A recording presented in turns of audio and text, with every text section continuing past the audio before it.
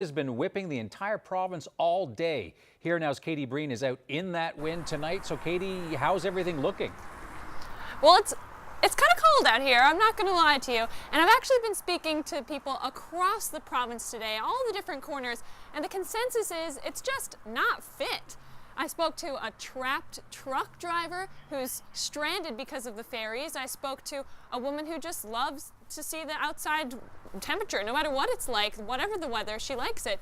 She goes and takes videos. We're going to see some of those. Also spoke to a woman up in Nain where the community has been, at least part of the community has been in a blackout for at least a day and a half with no real end in sight. We're going to get to all those stories in a more fuller version later in the show, but first we're going to head back inside where Ashley is a little bit warmer than I am. Yes, I certainly am. Katie, the good news is, though, all those temperatures that you're talking about are actually going to warm up as we head towards midweek. But first, that wind that really has been the story. The winds have died down quite a bit for most of the island up through Labrador. That's not the case. Cartwright seeing gusts about 102 kilometers per hour. Still have a number of blizzard warnings in place from Cartwright up through to Makkovik. Extreme cold warning for Labrador City overnight tonight, looking at wind chills between -45 and -50.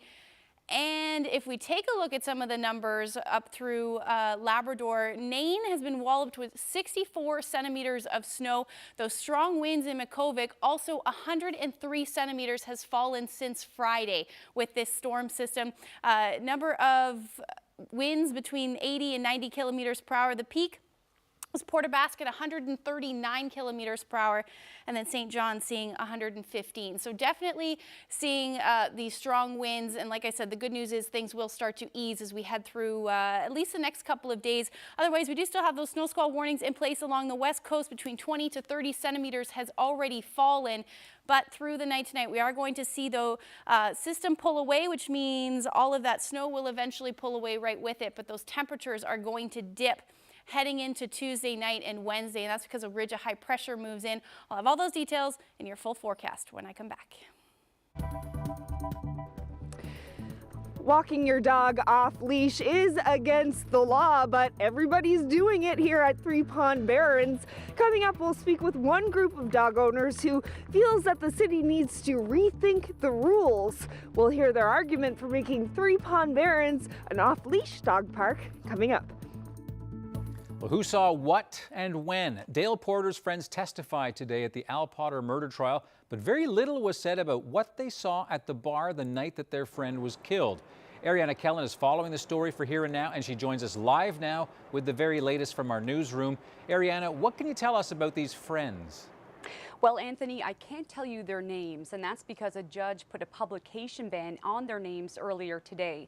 But what I can say is that these three young men appeared very reluctant to take the stand today, often keeping their gazes and their voices low as they recalled the last night of their friend Dale Porter's life. They say they were drinking at Porter's North River home on June 28, 2014, and because of how much they drank, they say their memories are hazy. From Porter's house, they got a cab to a bar in Bay Roberts where they drank some more. But who else was there and just who Dale Porter left the bar with that night? Well, those are questions none of the witnesses could or would answer. One man, clearly hesitant to talk, said he saw Porter leave with two men and a woman.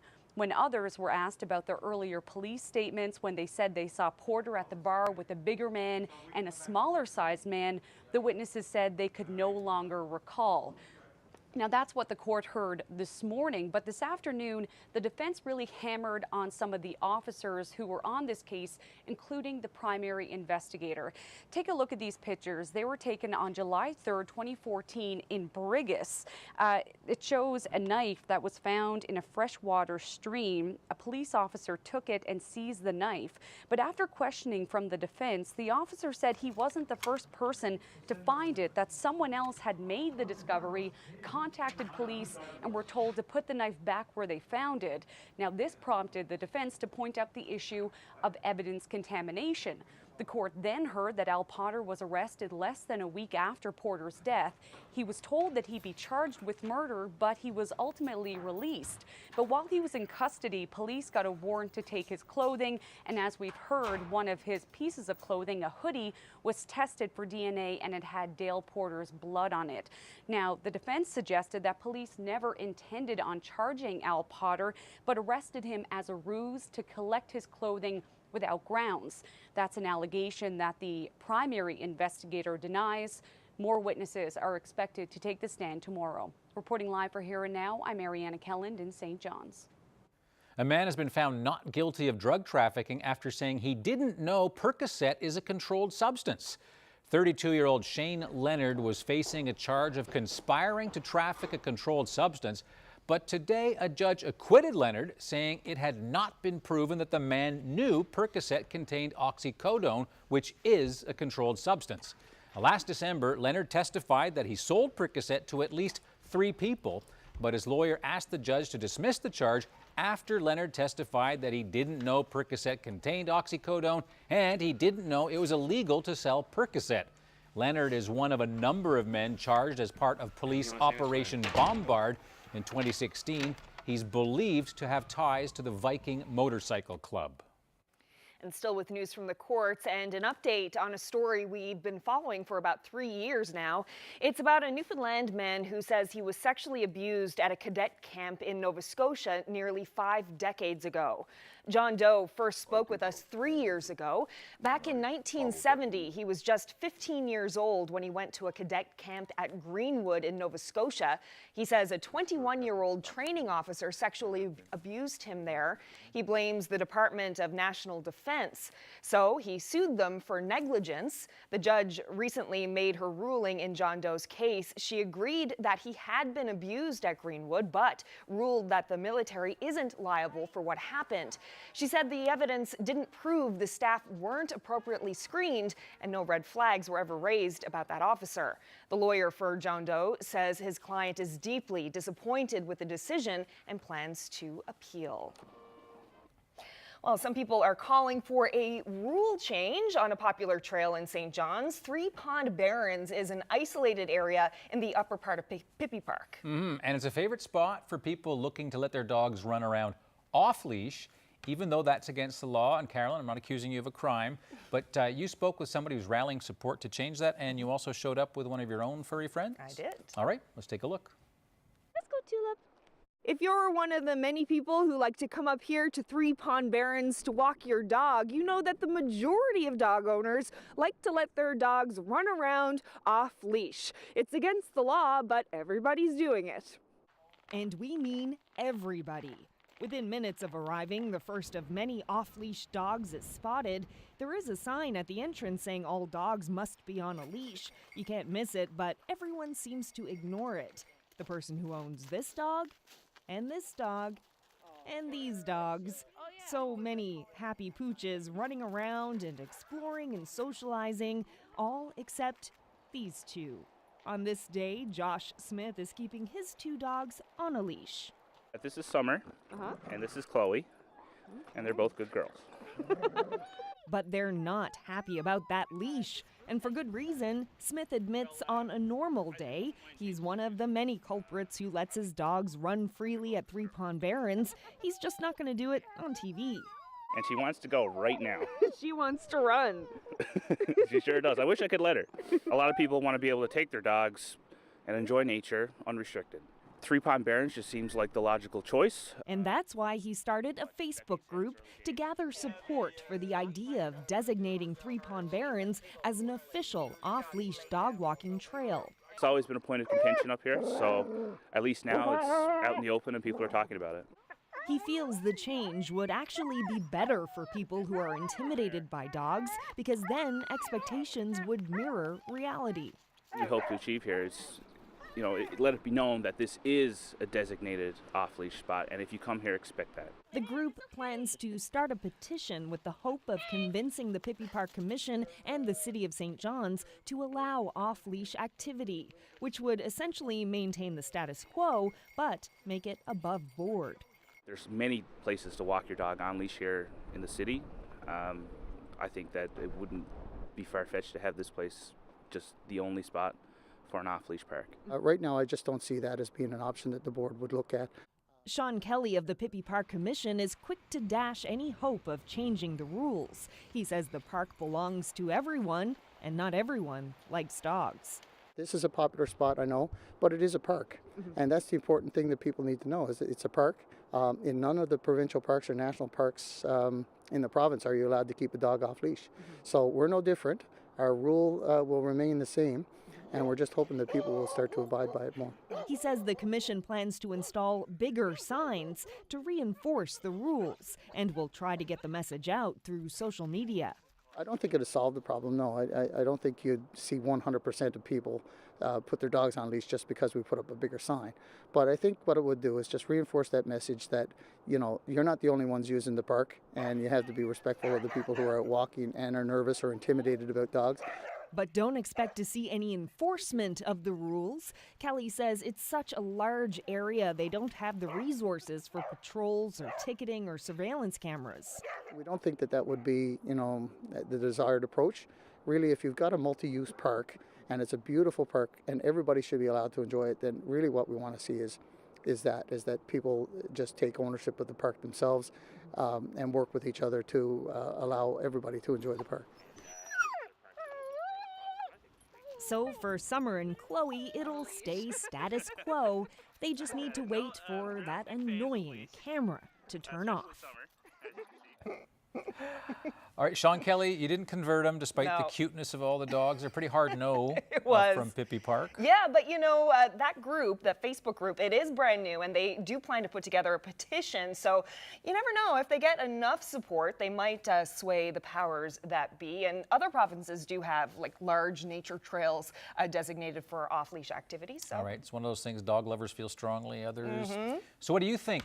Do you think should leash or not to leash? Let us know.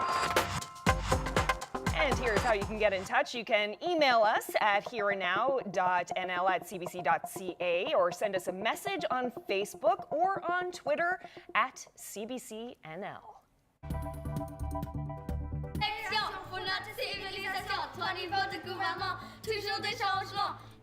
Did you catch that? These students are teaming up with a St. John's songwriter. And they're doing it all in French.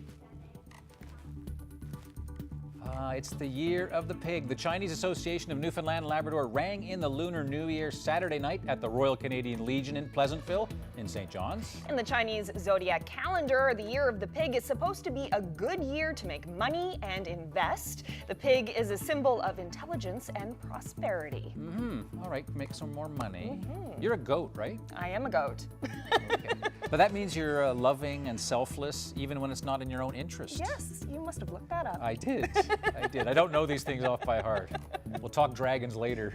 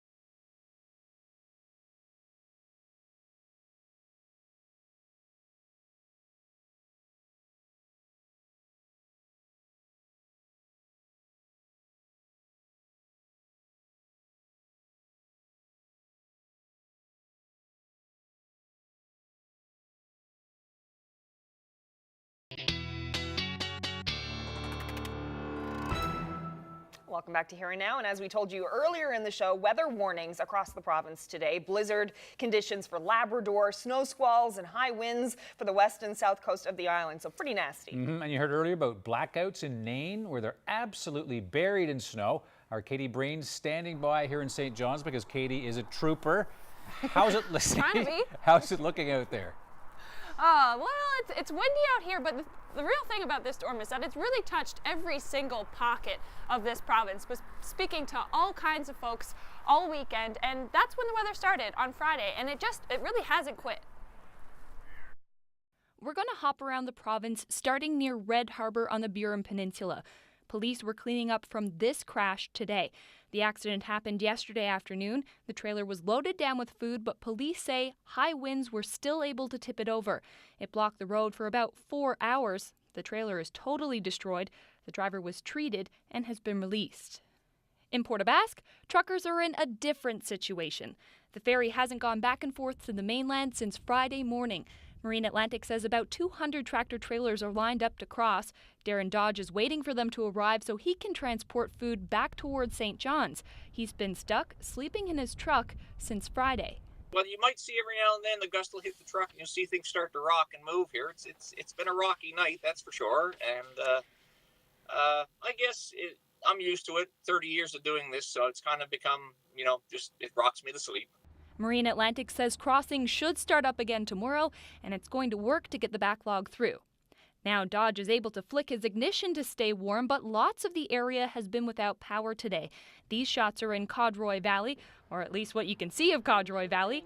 Whiteout conditions there haven't been helping with power restoration, and you can see why the ferry isn't going. In Corner Brook, a big dig. Schools there and across most of the province were closed most, if not all of the day. In Happy Valley Goose Bay, more snow. We are starting to truck it away because we're running out of space here. And I think, in the summer you look around and you think everything's so spread out in this town, but it's for a reason, right? Look at all the snow we have. Okay. But we truck it away when it gets too much. You could say people want it to stop. It's piling up, and with the wind, it's blowing around, creating even more shoveling. Nain is dealing with that, but also with a blackout. Weather knocked out the community yesterday morning. Most of it has been brought back on, but NL Hydro says they can't fix about 40 customers. Crews are ready to go, but they're on weather delay and can't fly in. Lisa Ivany has set up a warming shelter at the community center, and she's inviting everyone in. I could see my breath out here, but Lisa Ivany says she could see her breath inside her house. It was so cold last night that her granddaughter crawled into bed with her just to try and stay warm. I mean, it's cold. It's cold here, but I don't know the temperature. Ashley, what is it? Well, right now outside, sitting around the province, for you, what you're feeling is -10 right now. Otherwise, we're seeing temperatures in the -teens. Now, temperatures up through Labrador, especially coastal Labrador, are much warmer. Taking a look at these numbers, -12 for Nain, but this morning that was sitting at -0.1 degree. Now, factor in that wind chill, though. It's much colder, so it's feeling closer to the -20s for St. John's, and then we're seeing that for the rest of along the northeast coast today as well. Now, as we head through the night tonight, we're going to see these snow squalls continue. We can see it right now on the satellite radar, just barely, but we're starting to see some more snow squalls move through Port aux Basques as well. And if we take a look at where we have those snow squall warnings, I anticipate these will continue through the night tonight. Eventually, those winds will shift and we'll likely see those warnings ending. But those blizzard warnings still on and along the coast of Labrador from Makkovik to Cartwright. Those winds are going to stay strong tonight, and an extreme cold warning for Lab City, -45 to -50 with those wind chills tonight. So here's a look at your forecast. We're still seeing those snow squalls. We could see about 2 to 4 more centimeters along the west coast. Those northwest winds near 60 kilometers per hour tonight. Along the northeast coast as well, we could see some accumulating snow somewhere between 2 to 4 centimeters.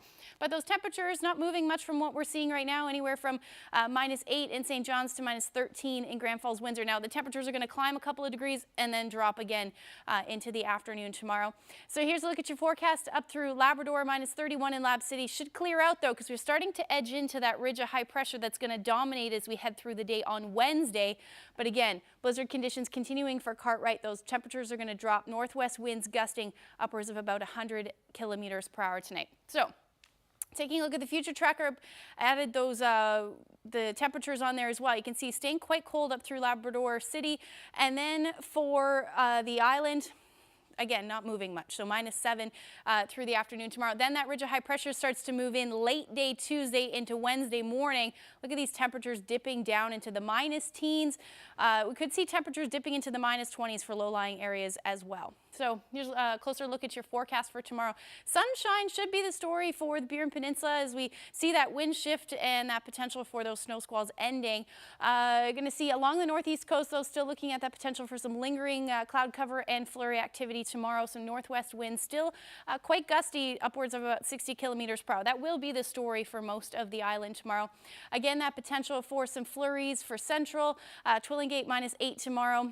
Harbor Breton sitting at minus 7 through the afternoon with plenty of sunshine. Temperatures along the west coast, though, dipping into the minus double digits, so minus 10 for Stephenville. Again, those stronger winds. Bayvert looking at about minus 8, and then up through Cartwright. Winds will finally ease, though. It'll be nice. Minus 13 with that potential for flurries in the first half of the day, and then skies clear out, and that's because, again, that ridge of high pressure moves in.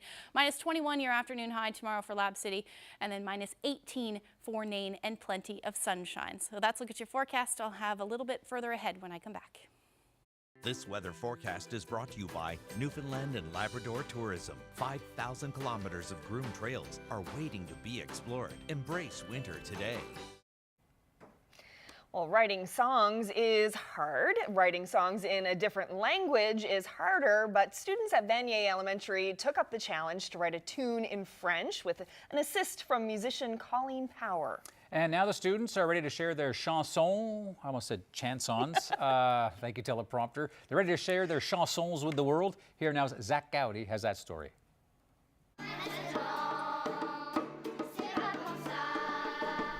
If you don't speak French, you may not understand the words, but you can still tell this is a catchy tune.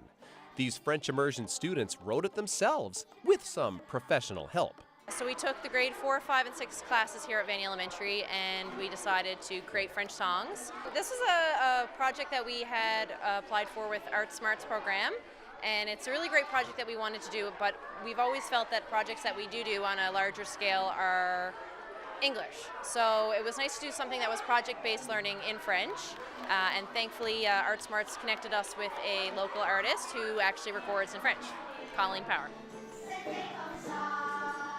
You know what? They did most of the work themselves, so I'm just there basically to help guide them through the songwriting structure, help them come up with a few rhymes if they're stuck.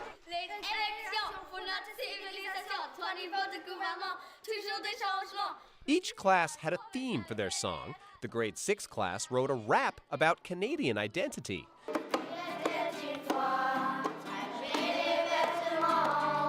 The grade 5s sang about history and how much the world has changed, especially for kids.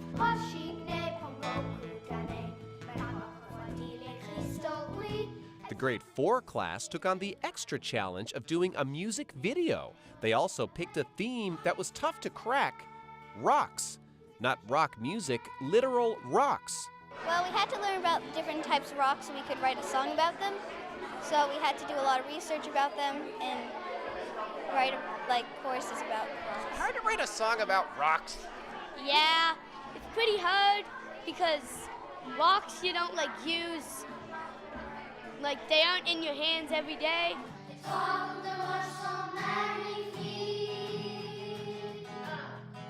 When the songs were written, Power recorded them, added some studio magic, then she debuted the finished tracks for the whole group to hear together.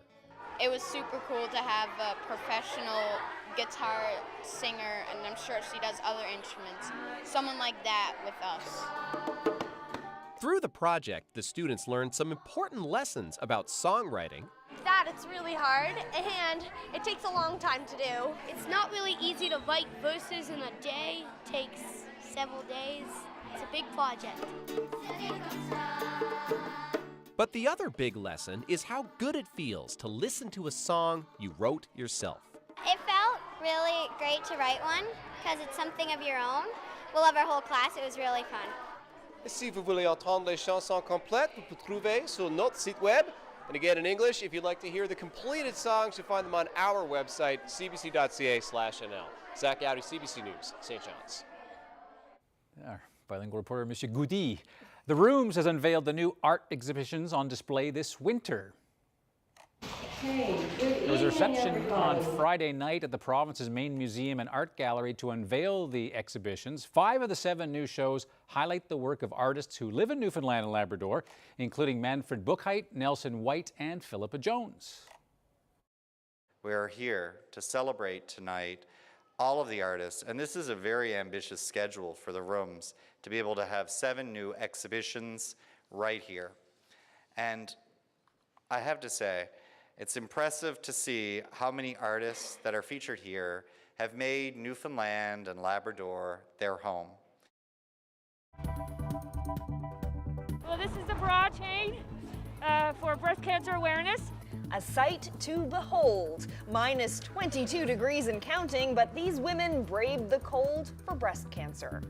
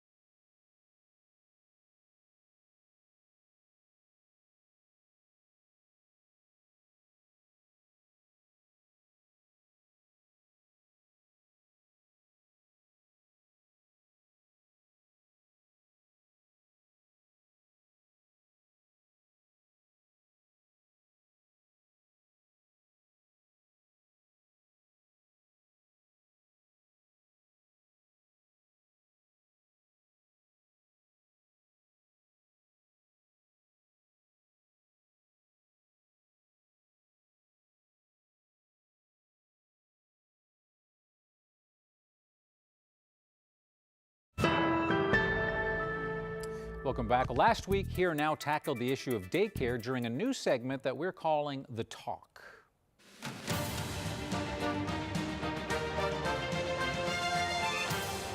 Now, during the talk, Gillian Slade, the mother of 2 young kids, she talked about weighing the cost of childcare and whether going to work was worth it. The amount that it would actually cost to cover universal childcare or affordable childcare, the economic stimulus, like the spin-off that it would cause, I mean, we don't have any disposable income probably for the next year or 2 years. And I just think that it's viewed as a social issue when it's actually an economic issue. Well, after that item, we thought it'd be a good idea to get an update. Al Hawkins, Minister of Education, also responsible for early child development. So what's the latest on what's happening in daycare in Newfoundland and Labrador? Okay. Well, thank you, Anthony, for the opportunity. And obviously, I did see the interview last week as well, and fully understand that there are frustrations and challenges that adults and parents face when it comes to childcare. However, you know, this past week, we've got some good indicators from a national report that was done that St. John's really is one of the only 28 cities that were surveyed that actually saw a decrease in fees. Our government has really been committed to making affordable day care or child care centers and making it easier for parents to be able to put their children in these child care centers. And so we've actually put in place some fees, maximum fees that can be charged. And these are in actually licensed child care centers, which now will give the opportunity for parents to be able to take advantage of that. And we've put in place operating grant program that will help subsidize and make it cheaper and more cost-effective for these parents. So the deal for those centers is the government will subsidize, but you can't charge above a certain rate, right? That's Correct. The way it works? And we do have a fair number that that are in our program. As you know, of course, we signed a bilateral agreement with the federal government. It's $22 million, and in budget 2017, we put an additional $2 million per year into our child care centers. That alone has made provisions for over 1,000 affordable spaces. Right. And we also... Would that be 1,000 pre-existing spaces that were made affordable? No, or those new? That's new. That's new. And as a matter of fact, we've since 2015 we've created over 960 additional spaces. And so with that with that program in place and the subsidizing, it has enabled it's more affordable and accessible for parents to take advantage of the program. Do we have any idea of the actual demand out there? I mean, how far are we from actually meeting that demand for affordable daycare? Yeah. Well, I think one of the areas that we wanted to focus on, and our government has done that, is to ensure that we do have adequate spaces out there, and of course. We've also increased the threshold for income from $27,000 to $32,000 as a family income, and this year will be qualify for the full subsidy. Right. And that in itself, we made full subsidies available for an additional 100 families. And now with the $35,000, the next year there will be additional families that will be able to take advantage of the full subsidy.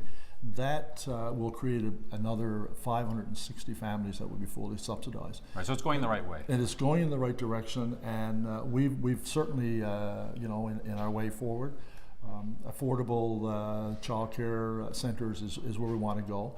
And we still know that we do have we've got a bit of work to do, and we're also now looking at making these grants available to licensed, regulated family home daycares or child care centers as well. And so we know that as we move forward with that we're going to be seeing an improvement. Let me ask you a last question. So in Alberta, the affordable rate is $20. Quebec's even less. So Mr. Hawkins, where do you see affordable daycare fitting in with a strategy to get people to stay in this province, or maybe even come to this province? Yeah, which is a very good question, and we found that with this report now, back in 2014, St. John's was the second highest, next only to Toronto. We've now moved to the middle of the pack. And with, I think, the initiatives that we're putting in place, we will make improvements in that area. Quebec is a little bit off-centered in that because, you know, 4 of the cities, they do have a significant lower rate when it comes to child care centers. But the other cities across the country now, more in line. We're more in line, and that's where we need to go. We need to make continued improvements, and it's been a commitment from our government that we will continue to do that. And while we know we're not there yet, we have made a significant improvement in those rates for parents that are living in the province. Mr. Hawkins, appreciate that. Thank you very much. Thank you, Anthony. Thank you. As much as I'm trying to concentrate on my work, you're usually engaged in the stories that brought the person here. Immortalized in ink, tattoo artist Dave Monroe explains why he uses his work to help cancer patients. More photos for you now of the Lunar New Year celebration from this weekend in St. John's. Now Year of the Pig, as I mentioned earlier. Yes, and you also mentioned earlier that I'm a goat. Yes. And you're a dragon, and I looked you up. And it says that you have authority, you're successful, you're clever, all very good things, but you can be conceited. Really? And overconfident. What? And arrogant. Arrogant? Not you, really. What?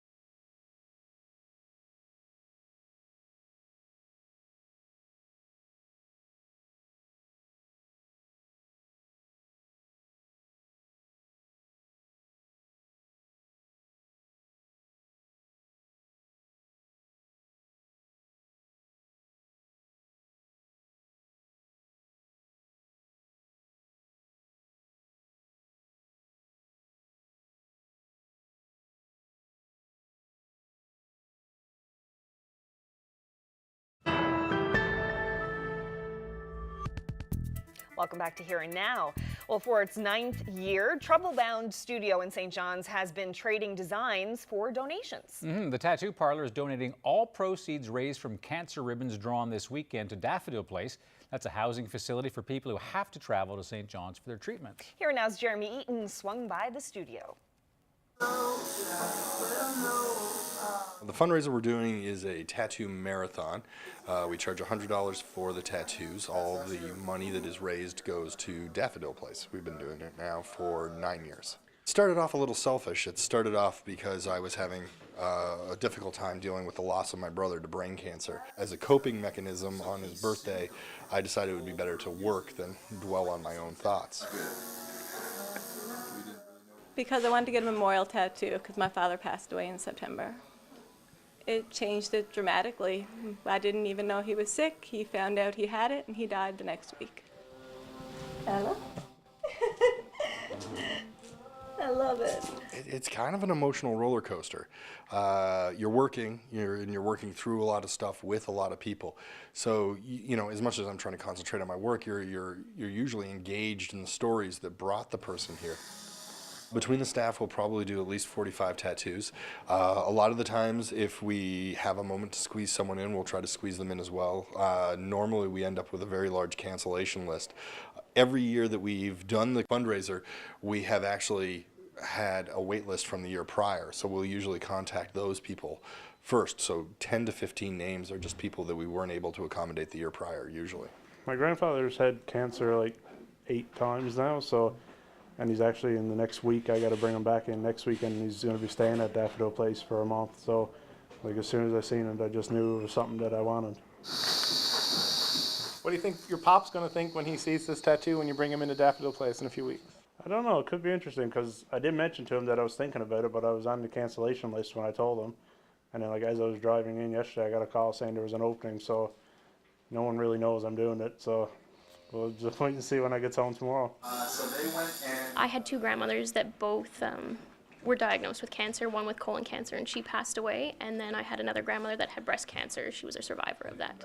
On my ankle, and there's the blue for the colon cancer for my one grandmother, and then that's blended into a pink for my grandma with breast cancer. This is actually one of the most important days in our year, not just for the fundraiser, but for the impact it has on the people who are surrounding our particular community. So it will always be a major part of how we position everything in the shop.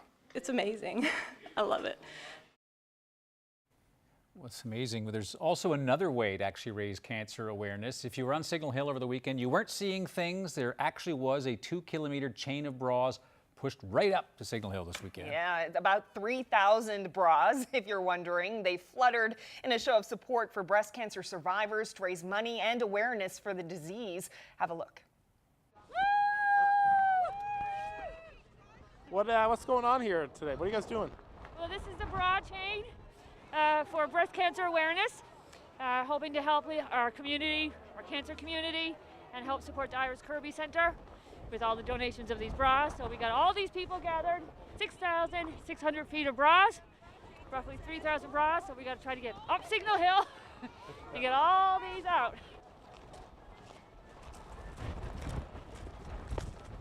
Started with the Breast Is Beautiful calendar, which is over a year ago, and we provided that's to go to the Dr. H. Bliss Patient and Family Support Fund. And then we just randomly decided to put a bra on a moose. That was an impromptu kind of fun thing. And then we started getting bras, and then I was like, well, what are we going to do with the bras?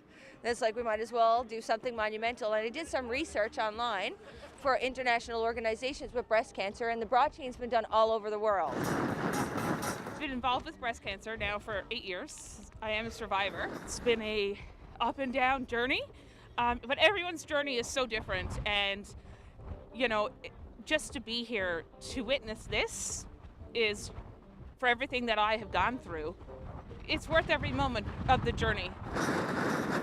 It was a random person, I don't know, paid for my ticket home from Edmonton to St. John's for me to be up there today, behind here, standing proud. Standing proud, and like I said, whoever it is that did this for me, to be here to support Newfoundland and Labrador, I don't know who it is, but I hope they're watching. I really do. It's kind of like battle, you know? We all marched up there to represent somebody that's in a battle for their life, and in some small way, some of us don't understand what cancer is like. We haven't experienced it personally, but I want everybody in this province to know that everybody here was touched by cancer.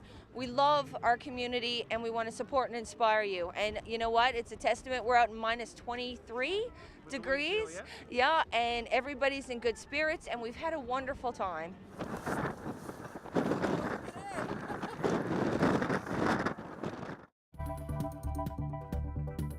I mean, for me, going back to Prague that November, 50 years after I'd first left as a refugee, 40 years after I'd left as a refugee for the second time, was a kind of personal vindication.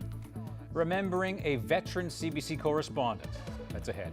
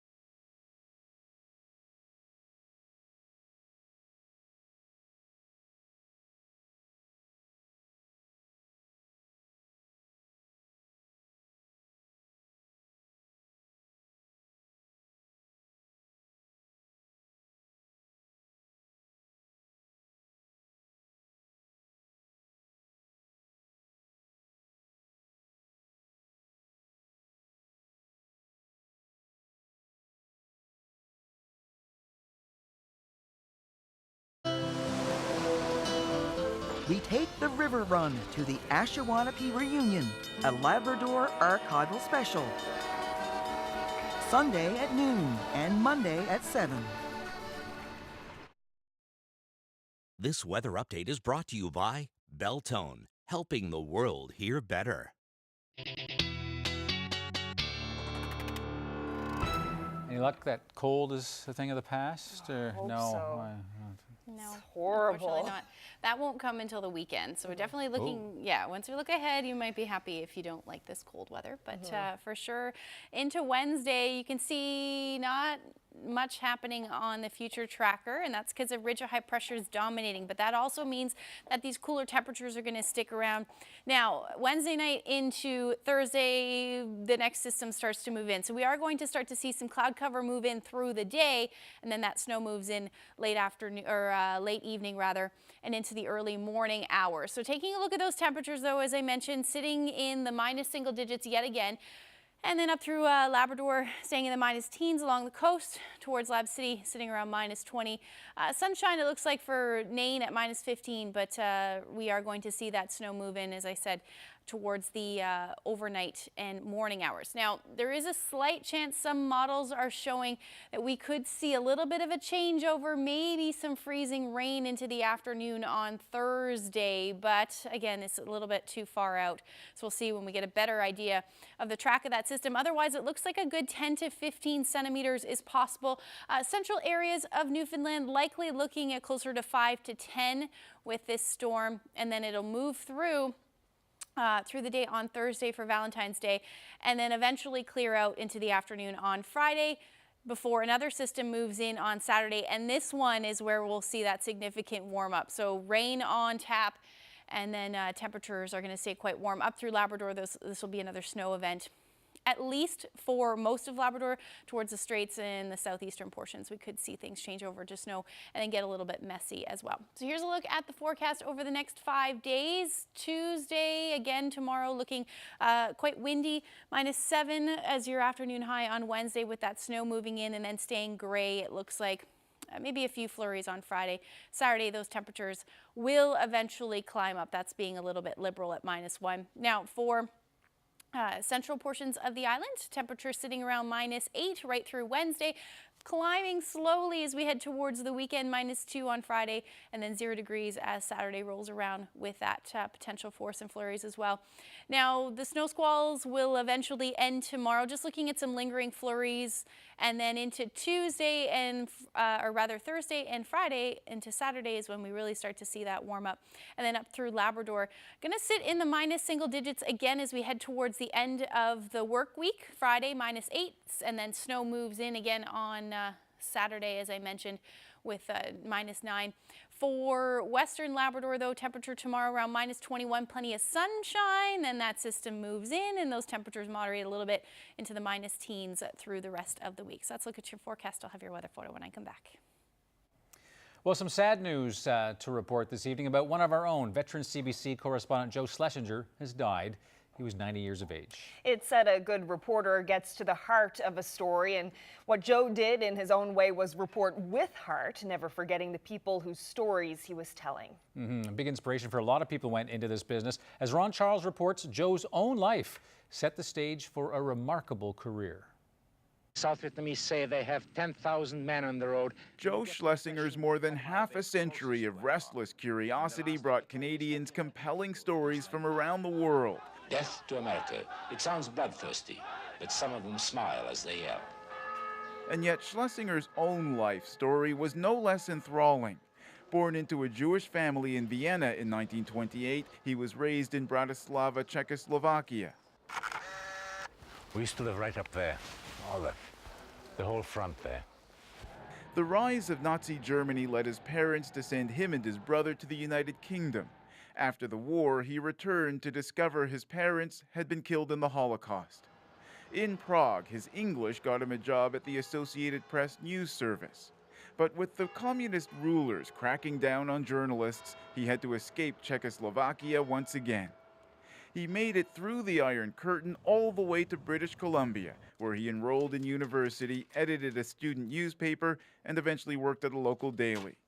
Soon he was on the move again, to a few media jobs in Toronto, then London, and then to Paris and the International Herald Tribune. This is CBC News Today. Now, with a young family, he decided to return to Canada in 1966, holding editorial management positions at the CBC.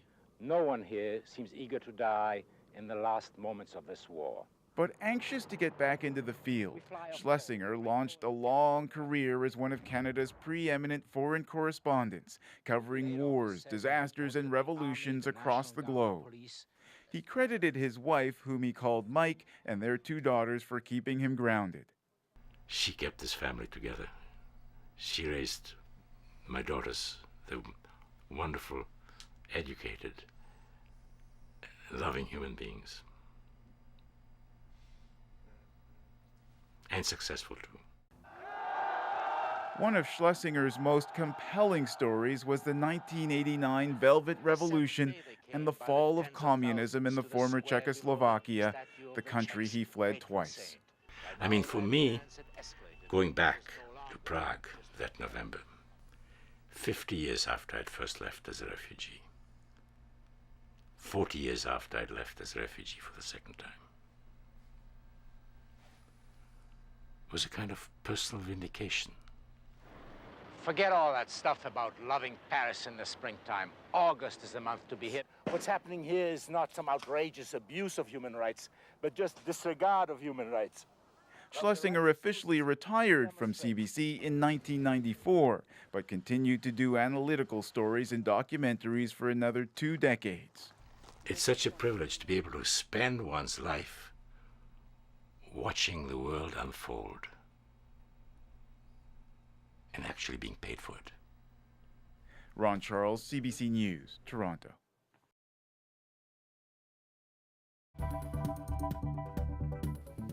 Well, it was a windy weekend for most of the provinces we've talked about. Any idea where this was taken? Somewhere on the Avalon. The Avalon? Mm-hmm. Looks cold. No. All right, I'll tell you who took this shot when we come back.